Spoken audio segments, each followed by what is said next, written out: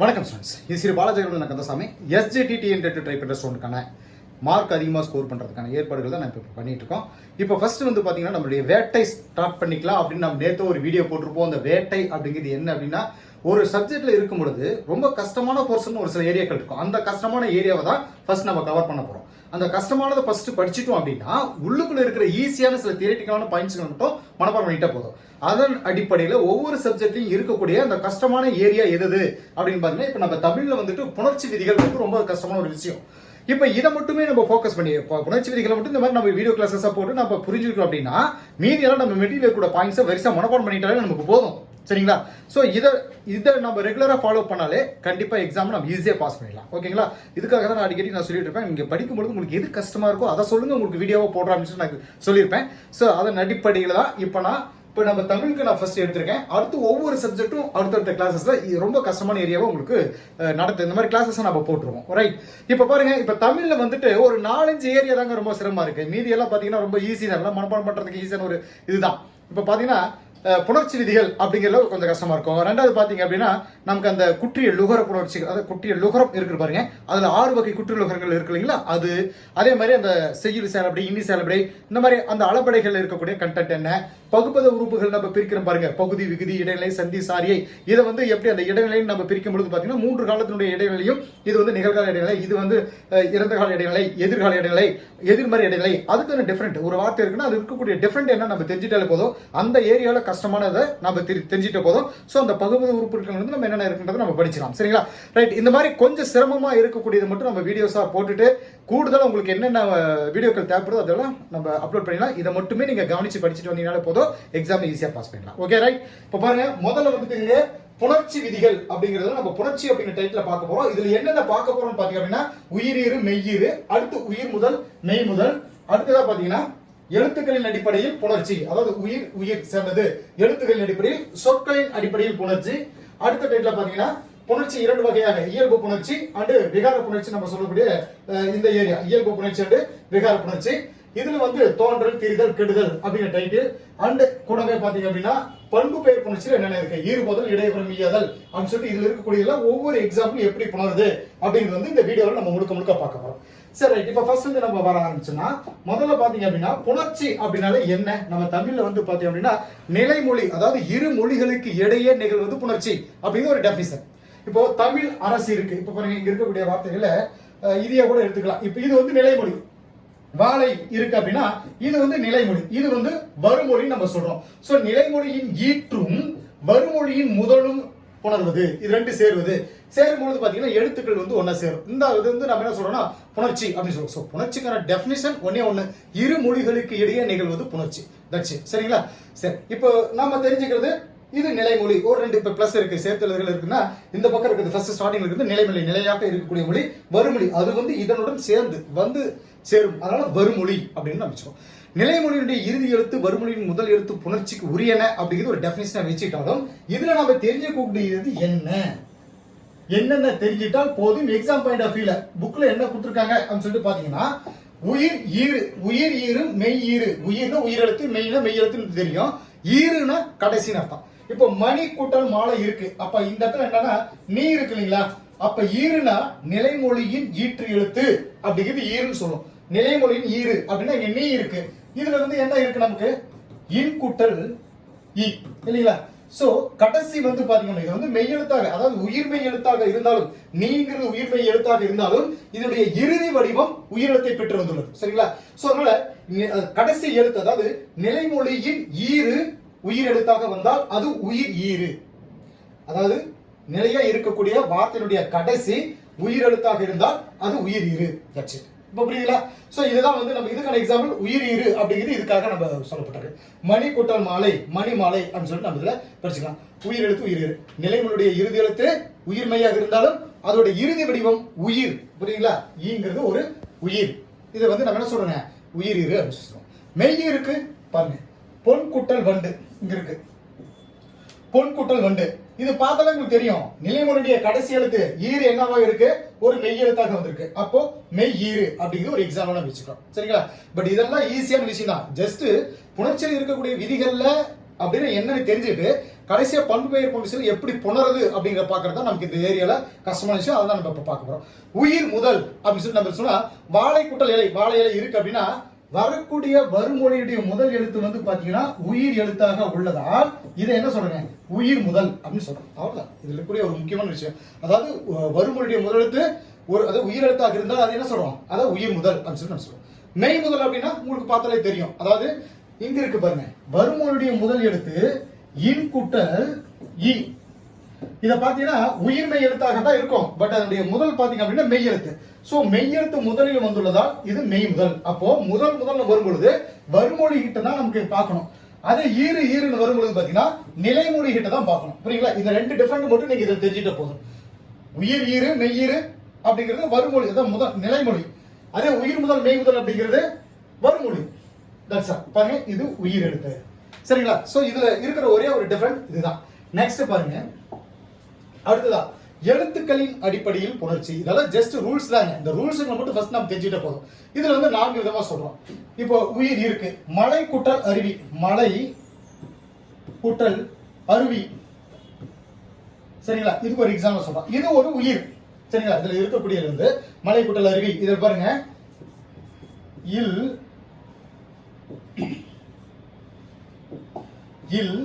கூட்டல் ஐ. சோ இது ஒரு உயிர் எழுத்து. புரியுங்களா? சோ உயிர் எழுத்து வந்திருக்கனால அந்த எழுத்துக்களின் அடிப்படையில் இந்த எழுத்துக்களை பேஸ் பண்ணி தான் அந்த புணர்ச்சி நம்ம கொடுக்குறோம். அதே மாதிரி பாத்தீங்கன்னா இத உயிர் எழுத்து, இது ஆ வருது டைரக்டாவே, இதுவும் ஒரு உயிர் எழுத்து. ஆக உயிர் மற்றும் உயிர் இது ஒரு வகை. புரியுங்களா? இன்னும் வச்சுக்கலாம். நெக்ஸ்ட் மெய் குட்டல் உயிர். இதுக்கு ஒரு எக்ஸாம்பிள் சொல்லணும்னா தமிழ் குட்டல் அன்னை வச்சுக்கலாம். தமிழ் குட்டல் அன்னை மெய் எழுத்து வரணும் இல்லைங்களா? இதுக்கு எக்ஸாம்பிள் கீழே எழுதிக்கிறேன். தமிழ்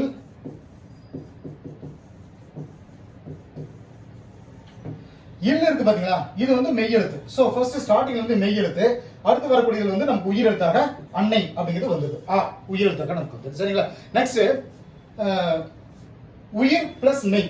உயிர் பிளஸ் மெய் அப்படின்னா தென்னை குட்டல் மரம் வச்சுக்கலாம். தென்னை குட்டல் மரம்.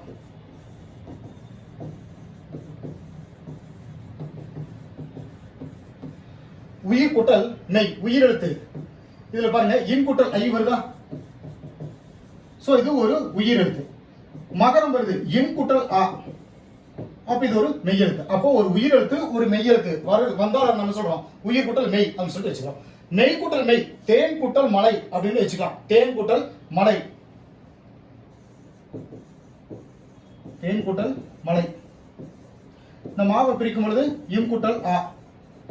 இப்ப இங்க ஒரு மெய் எழுத்து வந்துச்சு, இங்க ஒரு மெய் எழுத்து. அப்ப இது வந்து எதுக்கான எக்ஸாம்பிள், மெய் குட்டல் மெய் அப்படிங்கிறதுக்கு ஒரு எக்ஸாம்பிள் நம்ம வச்சுக்கிறோம். சரிங்களா? சோ இது வந்து நமக்கு என்ன, எழுத்துக்களை பேஸ் பண்ணி 4 விதமாக பிரிக்கப்படுகிறது. அதுக்கான எக்ஸாம்பிள் நம்ம சொல்றோம். நெக்ஸ்ட் பாருங்க, சொற்களின் அடிப்படையில் புணர்ச்சி அப்படின்னு சொல்லி நம்ம சொல்றோம். இதை நான் கொஞ்சம் டெலிட் பண்ணுறேன். சொற்களின் அடிப்படையில், சொற்கள் எந்த அளவுக்கு அது புணர்ச்சிகள் நமக்கு வருது அப்படிங்கிறத நம்ம பார்க்கலாம். இப்ப பாருங்க, பெயர் கூட்டல் பெயர், கனி கூட்டல் சாறு இப்படி வச்சுக்கோங்களேன். இது ஒரு பெயர் சொல். கனி கூட்டல் சாறு இதுவும் ஒரு பெயர் சொல். சோ அந்த சொற்கள் இத பேஸ் பண்ணி அந்த புணர்ச்சி நமக்கு சேரும். கனிச்சாறு சொல்றோம் இல்லைங்களா? நெக்ஸ்ட் பெயர் கூட்டல் வினைக்கு வந்து தமிழ் கூட்டல் படி சொல்லலாமா? தமிழ் ஒரு பெயர் சொல். தமிழ் கூட்டல் படி, படி அப்படிங்கிறது வந்து வினை சொல். படித்தல் அது வந்து தொழில் பெயர்ப்படும். சோ வினை சொல் வந்து படி, தமிழ் கூட்டல் படி அப்படின்னு சொல்றோம். வினை வினை 2 வினை நமக்கு வரணும். என்ன? ஒன்னு நடந்து கூட்டல் செல். நடக்கிறது ஒரு வினை, நடந்து கூட்டல் செல், செல்வது அப்படிங்கிறது ஒரு வினை. சோ ஒரு வினையும் இன்னொரு வினையும் சேர்வது வந்து நமக்கு இது ஒரு வகையா நம்ம சொல்றோம். வினை கூட்டல் பெயர், இதுக்கு வந்து நம்ம என்ன சொல்லலாம்னா படித்த நூல்.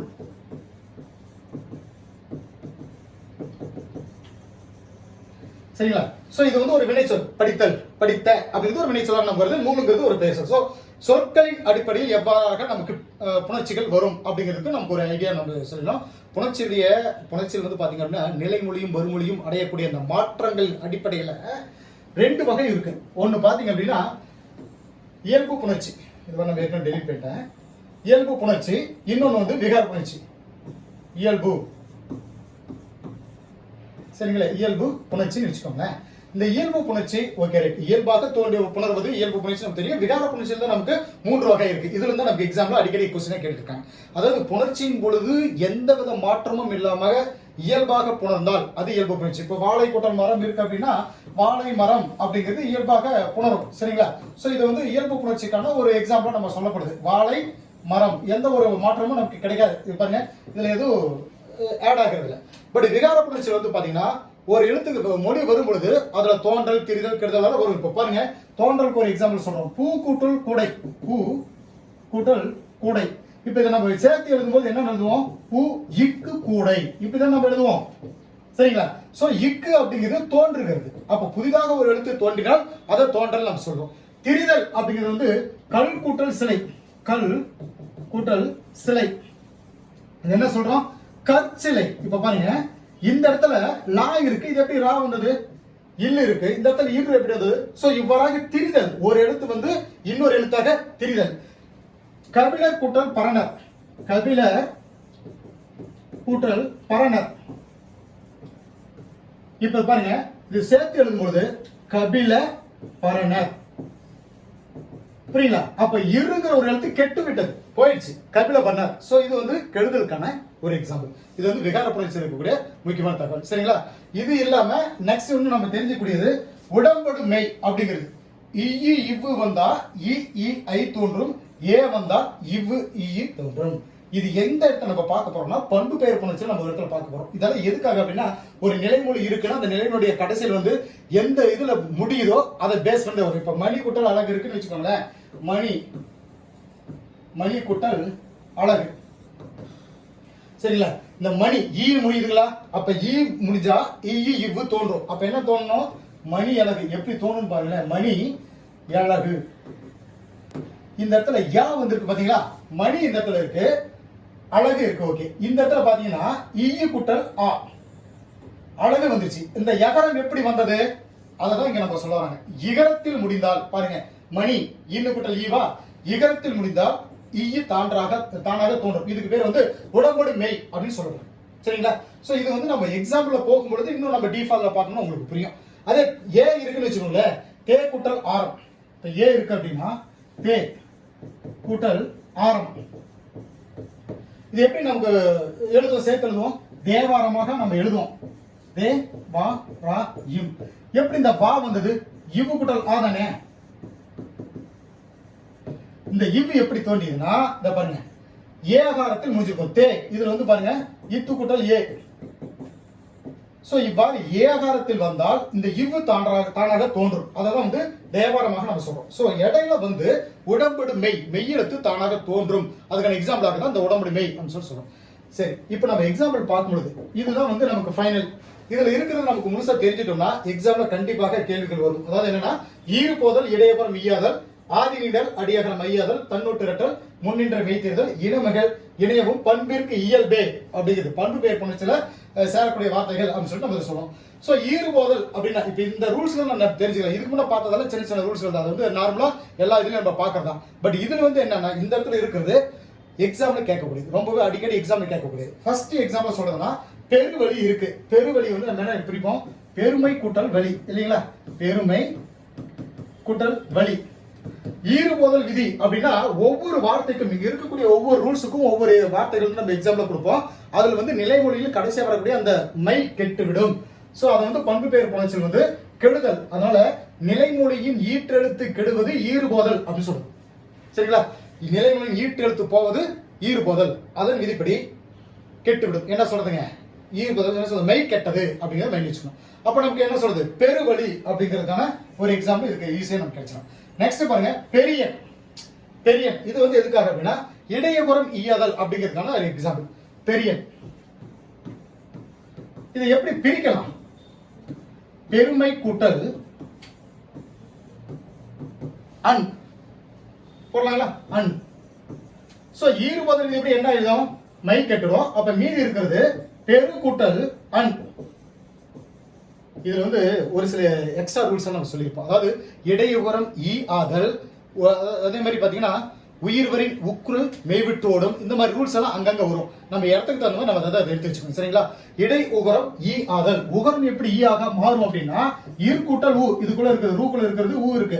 அப்போ உகரமானது இடை உகரம் ஈ ஆதல் அப்படின்னா இந்த உகரத்தை எடுத்துட்டு ஈ எகரத்தை நம்ம சேர்த்துவோம். சோ ரூவானது ரீயாக மாறிடும். சோ இதுதான் வந்து இடை உகரம் ஈ ஆதல் அப்படிங்கிற விதிப்படி நமக்கு அங்க வந்துடும். சோ இங்க என்ன பண்ணிடுங்க, பே ரி கூட்டல் ஆ இன். இப்ப இந்த இடத்துல நான் முன்ன ஒரு சொன்ன அந்த உடம்படுமை அப்படிங்கிற ஒரு ரூல்ஸ் நம்ம சொன்னோம் பாத்தீங்களா, இந்த இடத்துல இருக்கு பாருங்க. உடம்படுமை அப்படிங்கிறப்போ இகரம் வரின் இ வரும் இல்லைன்னா இவ்வு வரும். அந்த மாதிரி நம்ம வரும்போது ஈ வரும். அந்த ஈ அப்படிங்கிறது இந்த இடத்துல நம்ம போட்டுக்கலாம். பாருங்க, பெரிய இருக்கு அப்படின்னா இர் கூட்டல் ஈ. உடம்படுமை ஈ வருதா நமக்கு, உடம்படுமை அப்படிங்கிறப்போ ஈ வந்தால் நமக்கு என்ன தோணுங்க, ஈ வந்தால் ஈ தோன்றும். சோ இந்த இடத்துல நம்ம என்ன பண்ணோம், ஈ சேர்க்கிறோம். சரிங்களா? அப்போ இங்க ஆ, சரிங்களா, பே இப்ப சேர்த்து எழுதும் பொழுது பெரி உடல் மேல் உயிர் வந்து ஒன்றுவது இயல்பே யா பெரியன். புரியுங்களா? அப்ப இந்த ரூல்ஸ் நம்ம என்ன பார்த்துக்கோம், ஈர்ப்போதல் விதிப்படி மெய் கட்டது இடை உகரம் ஈ ஆதல் இந்த ரூல்ஸ் எப்படி நம்ம பார்த்துட்டோம். அப்புறம் இடையில பாத்தீங்கன்னா உடம்படுமை அப்படின்றப்போ ஈ வந்தா ஈ தோன்றும் அப்படிங்கிறது நம்ம ஏற்கனவே உடம்படுமை ரூல்ஸ் எல்லாம் நம்ம பார்த்திருக்கோம். சோ ஈ நம்ம போடும்பொழுது ஈ கூட்டல் யா ஆ போடும்போது என்ன சொல்லுங்க, உடல் மேல் உயிர் ஒன்றுவது இயல்பு விதிப்படி பெரியன் நமக்கு தோன்றும். சரிங்களா? சோ இந்த பெரியனுக்குள்ள இத்தனை விஷயங்கள் இருக்கு. இப்போ நெக்ஸ்ட் ஆதிநீடல். சரிங்களா? அதுக்கான எக்ஸாம்பிள் மூது.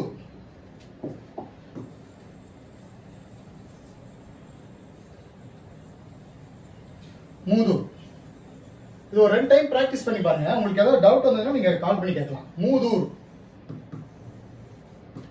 எப்படி பிரிப்போம், மூதூர் எப்படி பிரிப்போம், முதுமை கூட்டல் ஊர் பிரிப்போமா, இது எப்படி ஒர்க் அவுட் பண்ணலாம்.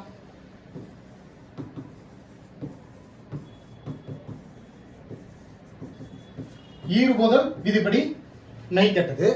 அப்ப மீதி இருக்கிறது என்ன இருக்கு, முது கூட்டல் ஊர் இருக்கா, முது கூட்டல் ஊரு.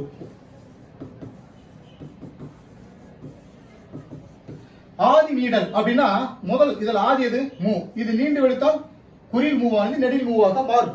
சோ ஆதி நீடல் விதிப்படி என்ன பண்றீங்க, இந்த மாதிரி வந்துடும். நெக்ஸ்ட் மூதூர்.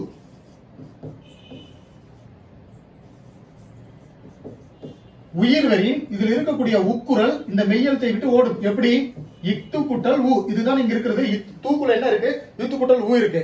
உயிர் எழுத்து வரின் உக்குரல் இந்த மெய்யெழுத்தை விட்டு ஓடும். ஓடிடும் அப்படின்னா கிளம்பிடும். கிளம்பிடுச்சுன்னா மூ இத்து ஊ இப்படி இருக்கலாம். இந்த இடத்துல பயந்து வந்துள்ள ஒரு என்ன சொல்ற ரூல்ஸ் என்ன, உயிர் வரி உக்குரல் மெய் விட்டு ஓடும். இதை மட்டும் மைண்ட்ல வச்சுட்டா போதும். சரிங்களா? அப்புறம் வழக்கம் போலதான் உடல் மேல் உயிர் வந்து ஒன்றுவது இயல்பை விதிப்படி மூ து இர். That's it. சரிங்களா? சோ இது வந்து ஆதி நிடல் அப்படிங்கிறதுக்கான எக்ஸாம்பிள். நெக்ஸ்ட் பாருங்க, அடியகரம் ஐயாதல். அதுக்கான ஒரு எக்ஸாம்பிள் பைந்தமிழ். இதனால சேருங்க.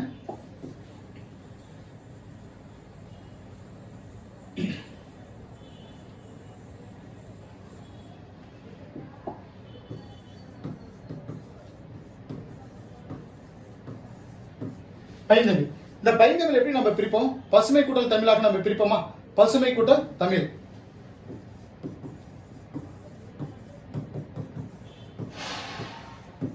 ஈறுபதல் விதிப்படி மை கட்டது பசு கூட்டல் தமிழ். சரிங்களா? இப்ப இங்க என்ன சொல்லப்பட்டிருக்கு, அடி அகரம் ஐயாதல். அடி அகரம் அப்படின்னா இந்த அடியில் வரக்கூடிய இப்பு கூட்டல் ஆவானது ஐயாக மாறுதல். அடி அகரம் ஐயாதல், இப்பு கூட்டல் ஆனா பா, அப்ப ஐயாக மாறிச்சுன்னா இப்பு கூட்டல் ஐ பையாக மாறிடும். சரிங்களா?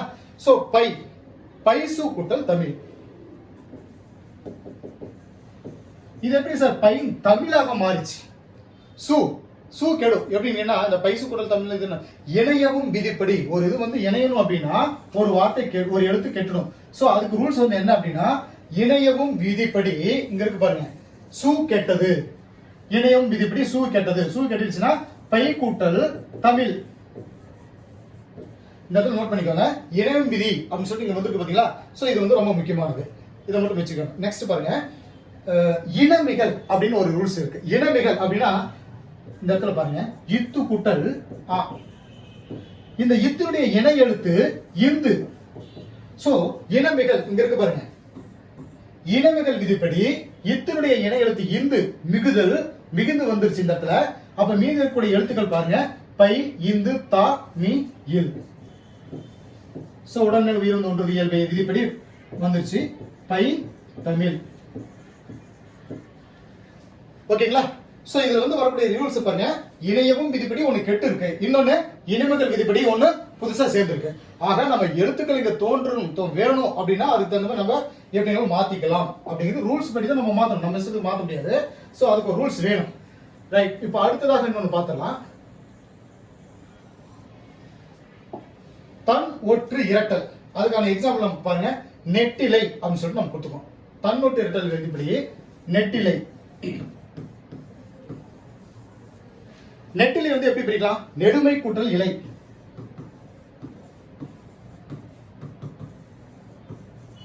இது அடிக்கடி எக்ஸாம் கேட்டுட்டே இருக்காங்க, உங்களுக்கு ஒரு பிராக்டிஸ் நான் கொடுக்குறேன் ஒர்க் அவுட் பண்ணி முடிச்சதுக்கு அப்புறம். சரிங்களா? நெடுமை கூட்டல் இலை, இதை வந்து நம்ம எப்படி கொண்டு போகலாம்? மை கெட்டது வழக்கு மூலதான் ஈறு போதல் விதிப்படி நெடு கூட்டல் இலை, நெடு கூட்டல் இலை. இது வந்து நெட்டிலையாக எப்படி நமக்கு வருது அப்படின்னா, இட்டு, அதாவது உயிர் வரி, இப்ப டூ இருக்குன்னா இட்டு கூட்டல் ஊ, உயிர் வரி ஊக்குரல் மெய்விட்டு ஓடும் போயிடுச்சு அப்படின்னா நே இட்டு இருக்கு, கூடவே நே இட்டு கூட்டல் இலை நமக்கு இருக்கு. ஆனால் இன்னொரு இது நமக்கு வேணும். அப்ப என்ன பண்ண போறோம்? இன்னொரு இட்டு நமக்கு வேணும் அப்படின்னா தன் ஒற்று இரட்டல் விதிப்படி தன் ஒற்று, இந்த ஒற்று எழுத்தானது இன்னொரு ஒற்று சேர்ந்து வந்தால் அல்லது தன் ஒற்று இரட்டு, இரண்டு முறை அந்த ஒற்று எழுத்து வரணும், அவ்வளவுதான். இப்ப நே இட்டு இன்னொரு இட்டு சேர்ந்துருச்சு, சோ இலை. உடல் மேல் உயிர் ஒன்று இயல்பு விதிப்படி நெட்டிலை, நே இட்டு இலை. புரியுங்களா? சோ புதுசா ஒரு இட்டு நமக்கு சேரணும் அப்படின்னா அது தன்னொட்டு இரட்டல் விதிப்படி இட்டு சேரணும், மிகைப்படுத்தி வருவது. சரிங்களா? உயிர் வரி உக்குரல் மேவிட்டு ஓடும் விதிப்படி உகரம் போயிடுது, இட்டுக்கு பக்கத்துல இன்னொரு இட்டு நமக்கு சேரணும் அப்படின்னா அது வந்து தன்னொட்டு இரட்டல் விதிப்படி சேர்ந்திருக்கு அப்படின்னு சொல்லிட்டு கடைசியா உடல் மேல் உயிர் ஒன்று இயல்பு விதிப்படி கொண்டு இருக்குது. நெக்ஸ்ட் பாருங்க, முன் நின்ற மெய்த்திரிதல்.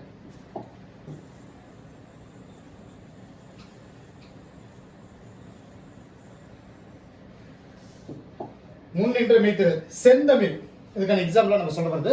முன்னின்ற மெய்த்திரிதல் செந்தமிழ். செந்தமிழ் எப்படி பிரிக்கலாம்? செம்மை கூட்டல் தமிழ்.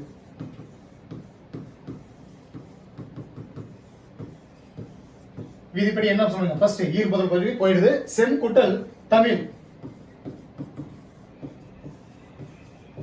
ரொம்ப சிம்பிள். அந்த இம் இருக்குது பாத்தீங்களா, அது முன்னின்ற மெய்த்திரிதல் படி, மெய்த்திரிதல் அப்படின்னா இந்த எழுத்துக்கு பதிலா இன்னொரு எழுத்து திரிதல், இம்முக்கு பதிலா வேறொரு எழுத்து திரிவது என்ன அப்படின்னா இந்து. சரிங்களா? அப்போ சே இம்மானது சே இந்தாக நமக்கு வந்துடும், அவ்வளவுதான் இதுல இருக்கிற விஷயமே. செந்தமிழ். ஓகேங்களா? சோ இது வந்து செந்தமிழ். இதுக்கு இனமகள் விதிப்படி உங்களுக்கு ஏற்கனவே நம்ம சொல்லியிருப்போம், இனமகளுக்கு வந்து ஒரு ரூல்ஸ் நம்ம கொடுத்துருக்கு ஏற்கனவே. இனமகள் இணையவும் இதுக்கெல்லாம் நம்ம ஏற்கனவே ஒரு ரிசல்ட் நம்ம கொடுத்துருக்கோம். சோ இவ்வளவுதான் இருக்கு இந்த பண்பு பெயர் புணர்ச்சியில் வந்து இருக்கக்கூடிய முக்கியமான தகவல்கள் இவ்வளவுதான். உங்களுக்கு ஒரு எக்ஸாம்பிள் நான் கொடுக்குறேன்னு சொன்னேன். தன்னற்று ஒரு இரட்டல், தன் ஒற்று இரட்டல் அப்படிங்கிறது வந்து அடிக்கடி எக்ஸாம் கேட்டுட்டு இருக்காங்க. வெற்றிலை வந்து நீங்க பிரிச்சு எனக்கு ஒர்க் அவுட் பண்ணி நீங்க அனுப்பணும். இது வந்து தன்னொட்டு இரட்டல் விதிப்படி எப்படி புணர்ந்தது அப்படின்னு சொல்லிட்டு நீங்க இதை ஒர்க் அவுட் பண்ணி எனக்கு வாட்ஸ்அப்ல அனுப்பணும். சரிங்களா? இது எத்தனை பேர் இந்த கிளாஸ்ல ஆர்வமா இருக்கீங்க அப்படிங்கிறத இதன் மூலமாக நான் தெரிஞ்சுக்கிறேன். இந்த மாதிரி ஒவ்வொரு கிளாஸ் அப்பையும் ஒரு சில எக்ஸாம்பிள் கொடுப்பேன். உங்களுக்கு புரியலங்கிற பட்சத்துல நீங்க போன் பண்ணி கூட நீங்க கேட்டுக்கலாம், இது எப்படி வந்தது, இது எங்க வந்தது அப்படின்னு நீங்க கேட்டுட்டு இந்த ஒர்க் அவுட், இந்த எக்ஸாம்பிள் நான் கொடுக்க பாருங்க, இதை நீங்க ஒர்க் அவுட் பண்ணி எனக்கு ரிப்ளை பண்ணும்பொழுது தான் நீங்க இதுல இவ்வளவு ஆர்வமா இருக்கீங்க அப்படிங்கிறது என்னால் தெரிஞ்சுக்க முடியும். ஸோ இதுல எத்தனை பேர் ஆர்வத்தோட டிராவல் பண்றீங்களோ கண்டிப்பாக இந்த எக்ஸாம் நம்ம ஈஸியா நம்ம பாஸ் பண்ணுவோம். எல்லா சப்ஜெக்ட்டுமே, இது தமிழ் மட்டும் இல்ல, இனி அடுத்தடுத்து வரக்கூடிய ஒவ்வொரு சப்ஜெக்ட்டுமே உங்களுக்கு இது போன்ற கிளாஸஸ்கள் நிறைய வந்துடும். இதுல நீங்க ஒர்க் அவுட் பண்ணி பண்ற மாதிரி வரும். இப்படி பண்ணிட்டீங்கன்னா கண்டிப்பா எக்ஸாம் ஈஸியா பாஸ் பண்ணலாம். ஓகே ஸ்டூடண்ட்ஸ், அடுத்த கிளாஸ் நான் உங்களை சந்திக்கிறேன். தேங்க்யூ.